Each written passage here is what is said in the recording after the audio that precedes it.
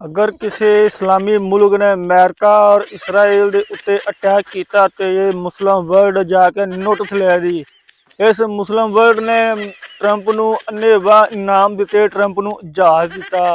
इस मुस्लिम वर्ल्ड ने ट्रंप नूं नोबल अमन इनाम दिता और इस मुस्लिम वर्ल्ड के सामने गजवा सारा जल के शहीद हो गया। गजवा अज भी तड़पदा पिया है। ये मुस्लिम वर्ल्ड पैरों में घुंघरू पा के नचे। ये मुस्लिम वर्ल्ड अमेरिका और इसराइल की गुलाम बनी हुई है। अज नवा चूरन लैके आ गए मुस्लिम वर्ल्ड। ਜਿਹੜੇ दो मुल्क नाल रले ने, ये दो मुल्क पहले तो ही अमेरिका की गुलामी करते पे ने और अज फिर नवा चूरन लैके आ गए जी मुस्लिम वर्ल्ड। जनाब गजबा फलस्तीन बड़ी दूर की गल है।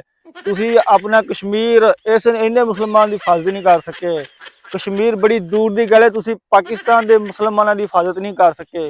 बेगुनाह लोगों तुसी जेल छड्डिया है। तुसी मुस्लिम वर्ल्ड की गल करते पे हो।